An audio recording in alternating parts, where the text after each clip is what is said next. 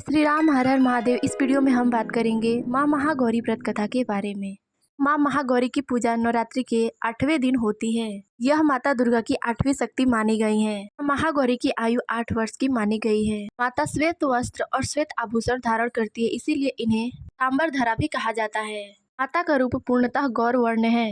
माँ महागौरी की पूजा से, उनकी साधना से साधक के सभी पाप नष्ट हो जाते हैं तथा उन्हें अलौकिक सिद्धियों की प्राप्ति होती है। तो आइए जानते हैं माँ महागौरी की व्रत कथा के बारे में। माता से संबंधित 2 कथाएं प्रचलित है। पहली कथा यह है कि माता सती ने माता पार्वती के रूप में भगवान भोलेनाथ को पति रूप में प्राप्त करने के लिए कठिन तपस्या की थी।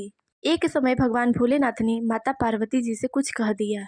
भगवान भोलेनाथ के मुख से ऐसे वचन सुनकर माता नाराज हुई और वह कठिन तपस्या में लीन हो गई। कुछ समय बाद जब माता पार्वती वापस नहीं आई, तब भगवान भोलेनाथ उन्हें खोजते खोजते वहां पहुंचे जहां माता पार्वती तपस्या कर रही थी। वहां पहुंचकर भगवान भोलेनाथ माता पार्वती को देखकर आश्चर्यचकित रह गए, क्योंकि माता पार्वती का रंग अत्यंत ही ओजपूर्ण था तथा की छठा के समान श्वेत, कुंद के फूल के समान धवल दिखाई पड़ रही थी। यह सब देख भगवान भोलेनाथ अति प्रसन्न हुए और उन्होंने माता पार्वती को गौर वर्ण का आशीर्वाद वरदान प्रदान किया। कहा जाता है कि तभी से माता का नाम महागौरी पड़ा। दूसरी कथा यह है कि जब माता पार्वती भगवान भोलेनाथ को पति रूप में प्राप्त करने के लिए कठिन तपस्या कर रही थी, उस समय कठिन तपस्या के कारण उनका पूरा शरीर श्याम वर्ण का हो गया था।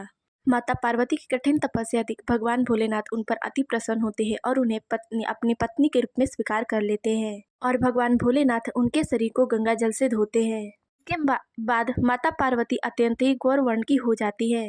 गोरे रंग होने के कारण माता का नाम गौरी पड़ा। माता महागौरी के रूप में माता पार्वती अत्यंत ही करुणामय, स्नेह, शांत और रंग दिखती हैं। साथ ही माँ महागौरी व्रत कथा इस वीडियो में इतना ही। मिलता है अगली वीडियो में, तब तक के लिए जय श्री राम हर हर महादेव।